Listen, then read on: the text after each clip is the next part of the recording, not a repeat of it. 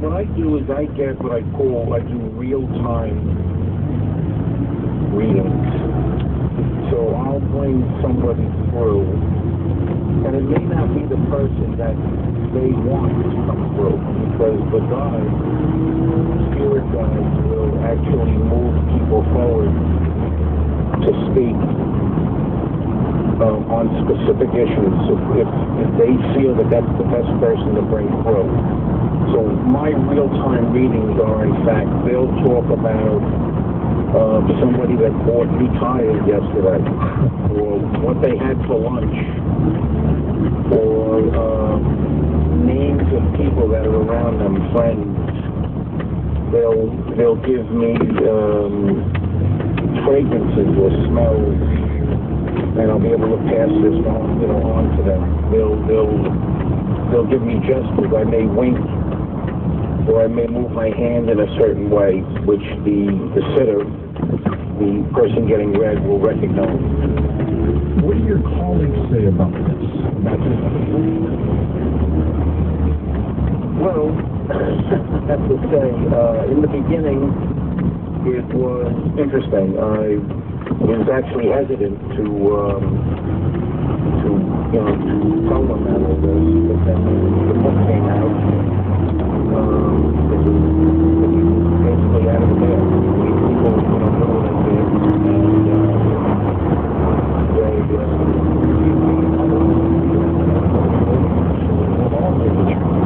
that's terrific. It's funny because some of the police officers that I've read that were skeptical. I've actually, just a couple of weeks ago, I had dinner with one who was a big-time skeptic, and I brought him his aunt and talking about his old car, the Toyota, and he said to me, you're scared to do that, and people in the There's no way you would have done that. There's no way. The less I know, the better the reading. And a friend of mine who is a retired police officer also, big skeptic. I respect skeptics because I'm skeptical of a lot of things that happen in other areas. And we're in this kitchen, and I'm telling him these stories, and he says, look behind you, it looks like the Mary is on my kitchen cabinet. And I turned around, and there it was, a shrouded speaker, holding something in her arms. With a number 6 running through it. It looks like a number 6 to me. 8 number 6, which was my grandfather's birthday, and he had passed away a few years later. I took a couple of pictures of it with my camera. We closed the blinds, we removed any light source, and he couldn't believe what he saw. I went on to give him a mini reading almost right there, and we started talking about a milkman. He just told me that his grandfather was a milkman, and I told him I have an elderly female that's showing me trains in Brooklyn. I see trains and train tracks. My grandmother gave me trains out of the trains that out in my blood. I said he was talking about a black dog named Phil. I see BBFU. And he said that was his dog, Beauty. That's amazing. Mr. Rod put him on the milk truck. So he is a skeptic no more. These impressions that you get, Joseph, is it in the form of a voice in your head, or do you visualize it? How does it occur? I visualize it. I'm clairvoyant, so I can see spirits, however they want to present themselves to me. If I see something that looks to be in front of me, it's actually my spirit viewing that. I'm really not seeing it through my eyes. And clairaudiently, I'm hearing their messages. Even though their lips aren't moving, I'm hearing their messages. They're actually conveying thoughts to me on what they want to pass on to who's ever being read. What have you concluded, Joseph, about the other side? What do you think it is? What do you think its purpose might be? Well, we've lost it. Tommy? Well, we'll get him back in just a moment here. He's gone. He just flipped right out. It just disappeared. So we'll get Tommy to do it. And I had to get Tommy in from his little booth there and let him do his thing. Assuming we get him back. If not, of course, we plan on doing open lines anyway pretty soon, so we will be doing that. But our special guest is Joseph Lanny. You got him back? Okay, there you go. Joseph, you back with us? I'm back. There you go. Disappeared right in the middle of this. Well, this is actually one of the interesting things that happens downstairs where I'm sitting in the drum room. This is one of the hot spots in the house. So I fully expected this to happen. You stepped on some ghostly toe. Yes. Anyways, I wanted you to tell us what you think the other side might be. What do you think its purpose is? I think that the afterlife, that we never die, that we move on, that we elevate ourselves and into higher beings and eventually come back to do work in this world again. Does it scare you? Probably not. Not at all. Prior to the heart attack? Prior to the heart attack, you mean the afterlife?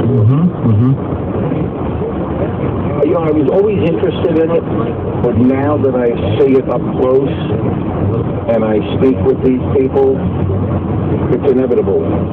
And we do not just go on the ground, and that's the end of it. So this is all a good thing. However, they don't want to project how good it is there, because then our work here would become null and void. People wouldn't be bothered knowing that they were going to be moving on to a good place. Joseph, did you have any childhood experiences like this? As a child, I had a cat that had disappeared and passed away, and used to sleep on the end of my bed, on my blanket on my feet. And a neighbor had found the cat dead in his garage and brought it back to the house. And that night, I saw the cat lying on my feet again. I actually looked up. And I remember being frozen because I thought the cat was there. And as a child, actually a couple of years older, 12 or 13, I used to see a male appear, and he used to speak audibly through my thoughts. He used to tell me things, not that I can remember what he used to acknowledge me. And I could see him very clearly to this day. And one of the pictures in my book, where I'm holding my two dogs, you can see I have it circled. The man's face is actually right against the house. It looks like an old farmer with a farm hat on. And I didn't see this, I didn't realize that this picture had been there from 35 years ago. So you did have this ability? Yes. And it probably just got stronger and stronger. And with the episode of the heart attack, it just probably just clicked you right in. Yes. Well, Mary Ferry Altea, who is a world-renowned medium, I had met with her at my condo in Florida, and she had told me that the heart attack is what threw me into this. Did you retire from the police department because of the heart attack, or were you going to retire anyway? I was planning on retiring. I had my 20 years in. I wanted to get out, and I was planning on retiring in January, and I pulled my papers, and I figured, let me just see this thing through at fresh goes. Right. And then the heart attack happened a month later.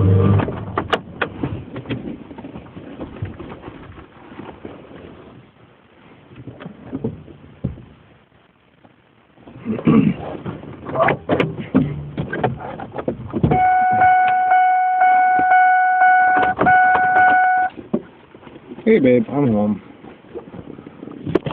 No problem. Love you, baby. See you tomorrow. Okay. Night night, baby. Sweet. Oh, is it okay? You want to go to bed, right? Yeah, okay. So night night, babe. I love you. Sweet dreams. Night night, baby. Bye-bye. Love you. Bye-bye.